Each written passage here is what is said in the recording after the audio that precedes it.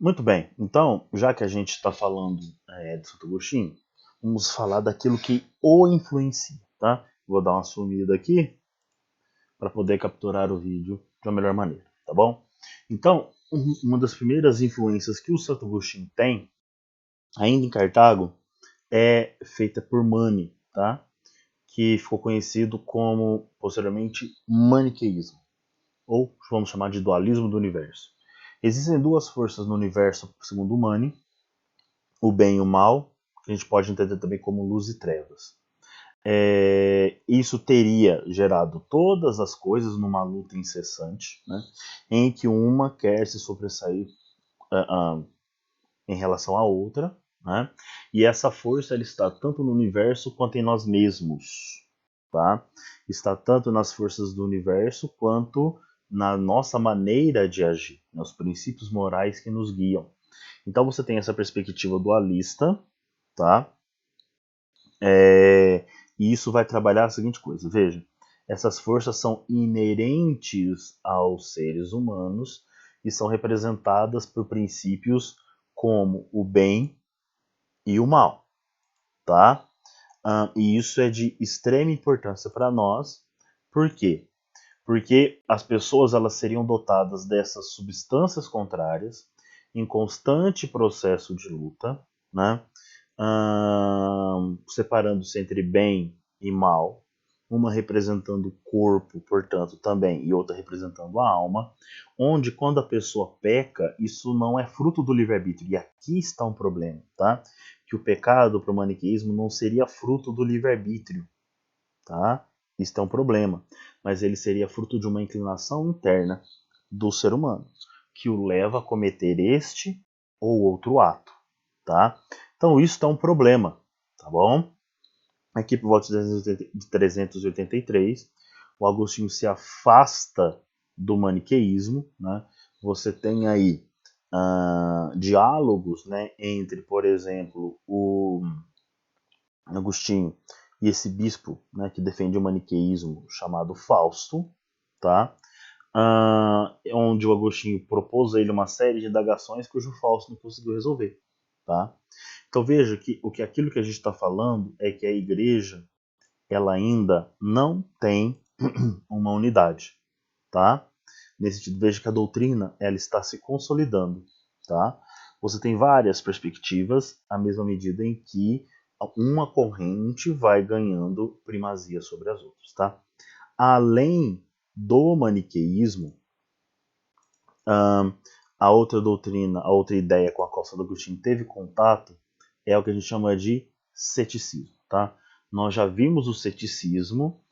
O ceticismo é essa corrente filosófica, né, que prega que o indivíduo deve duvidar de tudo e que não existem verdades exatas sobre nada, tá? Portanto, aquilo no qual a gente concentra é só na aparência, porque a verdade das coisas elas são inacessíveis, tá? Mas no ceticismo ele não encontrou Cristo, né? Então ele também abandonou-se. Outra corrente filosófica, portanto, além do ceticismo que Agostinho teve contato, foi o neoplatonismo, organizado aqui por Plotino, tá? É um importante pensador. O Plotino, ele acreditava, né, ele tem uma visão mística do pensamento de Platão. Embora sejam neoplatônicos, eles não acreditavam na dualidade platônica, tá? Eles acreditavam no que nós chamamos de monismo, tá bom? Então, para os neoplatônicos, existe o bem, existe Deus, tá? O mal é a ausência de Deus. Talvez aqui esteja uma das influências maiores sobre Santo Agostinho, tá? Então, vamos fazer uma comparação. Imagine que Deus, assim, me perdoem, tá? É uma comparação para a gente poder entender, tá? Imagine, não, ele vai usar, vamos usar essa primeira comparação que eu vou usar. Escuridão e luz.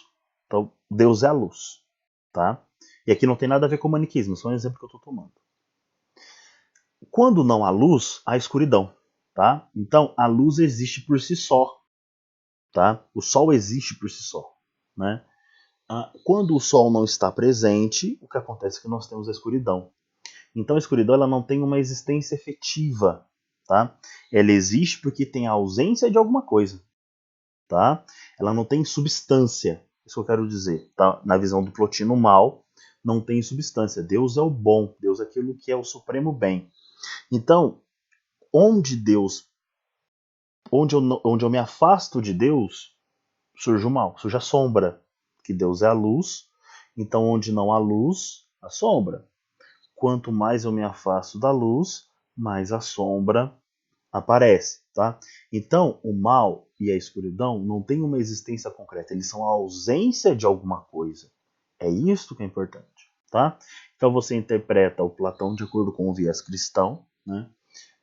Talvez seja que uma das maiores influências que o Agostinho teve, né? Entender Platão, entender a filosofia mediante uma leitura cristã também, tá?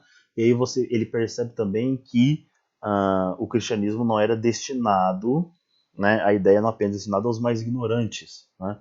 Ele poderia aproximar um pensamento extremamente elaborado, como é o pensamento grego, para que as pessoas pudessem ter acesso e você pudesse desenvolver um pensamento, um raciocínio sustentável, né, dentro das premissas filosóficas, tá?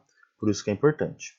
Então, dentro deste processo que nós estamos falando, né, eu já narrei um pouquinho da conversão de Santo Agostinho, né? Ele é introduzido ao cristianismo, é batizado, né? Ele volta a Tagaste depois da sua conversão para viver essa vida monástica que eu falei para vocês, né?